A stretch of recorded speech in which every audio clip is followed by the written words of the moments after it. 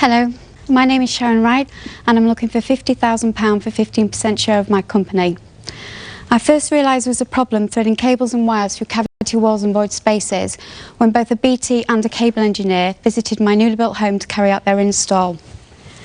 Trying to thread a cable through a cavity can be hit or miss and near impossible in some situations without the aid of an improvised tool such as a coat hanger or a drill bit.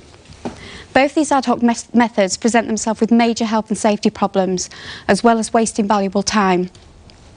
They have to thread from the inside to the out, at an angle, as well as having the cavity insulation to contend with. It was after these visits I had my eureka moment and invented Magnamol. I approached BT, they liked the concept and they liked the prototype, but they wanted me to prove the value of the product. So for your normal install, from the inside of the property, simply insert your rod and you're now on the outside of the property.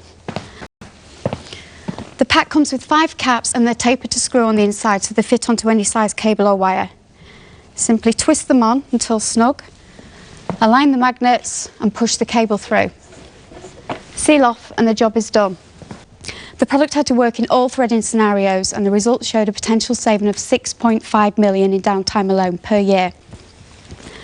I have a 2-year contract with BT to supply all engineers in the UK. I have a 2-year distribution agreement with Schneider in the UK, and I have a distribution relationship in the USA covering all 50 states of America and Canada. I also have a letter of intent for 1 million units. The product is proven to work first time every time. Thank you for your time. Has anybody got any questions?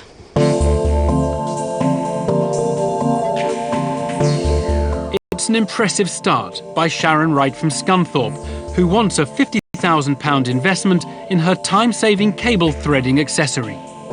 She's prepared to give away 15% of her company, Magnamol. Duncan Bannatyne is first to question the inventor. Sharon, I'm a bit taken back. It sort of seems too good to be true and too simple. What does it cost you to produce? It costs from 97p to £3.74. And what are you selling for? To wholesale, I'm selling them out from anywhere from £5.70 minimum up to £12. So costing you £1, you're selling for £5? Yeah. Okay, how many have you sold? 36,000 I've sold that I've invoiced and been paid for, and I've got another 11,500 units that I'm waiting for call off from BT contract.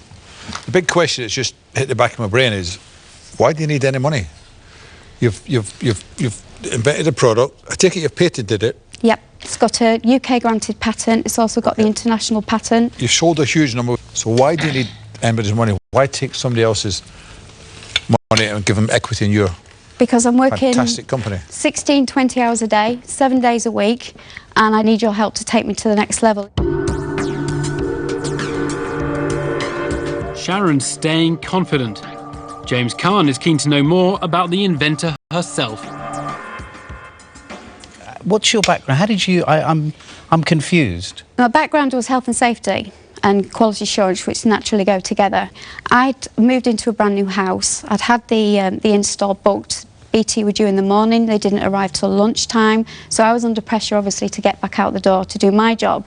I asked him if there was anything I could do to hurry the job along, and he said, I'll get my tool from the van, and it was a coat hanger, which naturally I thought, my God, you don't even know what's on the inside of that cavity. My health and safety background came into force, and it just came, I just had one of those eureka moments, and I thought, I can't believe this product's not out there. So I did my research, I looked at everything Sharon, that was on the market. I think it's ingenious. Thank you.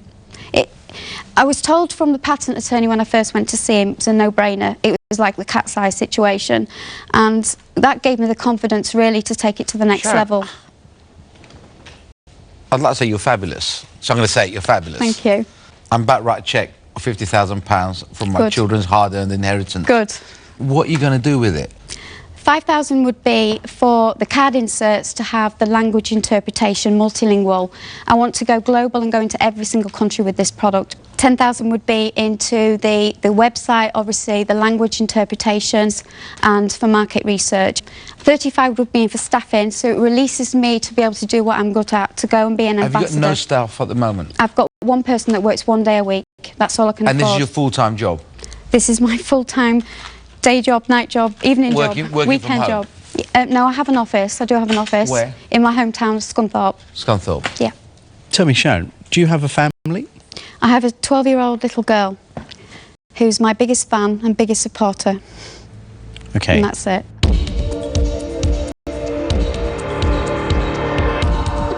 Sharon has yet to put a foot wrong, but Peter Jones thinks he might have spotted a flaw. The biggest issue and potential flaw to me over this invention is the fact that it's not an invention or a product that actually will be purchased more than once. You kind of almost want your product to break occasionally. I think once you've hit that market, what I'm saying is I think once you've hit the penetration... I wouldn't agree, because my next product, my next invention, takes the cables down the inside of the cavities, but you have to buy Magnum oil to be able to retrieve it. And that's why the distribution chains that I've got, I'm working towards longevity. I told you. I think you've done amazingly well, I really do. So I'm not going to declare myself out yet. I'm going to sit tight and wait to see what the dragons do. It's been a clean sweep of praise for this entrepreneur and her product, but Sharon has yet to receive an offer. Is Deborah Meaden prepared to invest? I've got to say, you're great. Thank you. Present well, you've done a fantastic job, you know. I think we're all sitting here thinking, what do we ask? She's brilliant. But I'm not understanding exactly what you're expecting from an investor. Are you looking for contacts? Are you looking for office space, office support? Very specifically, what are you after? I think I could have moved this a lot quicker. I'm quite disappointed in myself for taking 2 years to get from the idea. I wouldn't be, Sharon. I should be quite pleased with yourself. I think this is the first time ever in the den someone has come in and all 5 dragons' jaws have dropped No, to you're very the good. floor. So do Thank not you. be disappointed. Yeah. Thank you. Yeah. But for me, just having somebody at the end of the phone, so I'm not up 23 hours of the night and only getting 1 hour's sleep, because some decisions take me a long time to make them, and I still battle with them, and I have made mistakes along the way, but still just having that confidence as somebody who's been there and done it, that's priceless to me. It's absolutely priceless to me. Sharon, can I ask you one question? Yes. If you had a magic wand, Yep. this was your magic wand, Yep. and you went, Yep. what would you like to happen as you walk out the den? To receive the £50,000 for 15% share of my company. From? From particular dragons. From James and Duncan, if I'm being honest. Okay.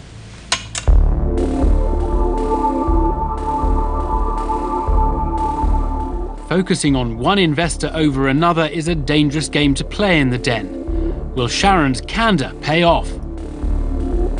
En Shark Tank, una buena idea puede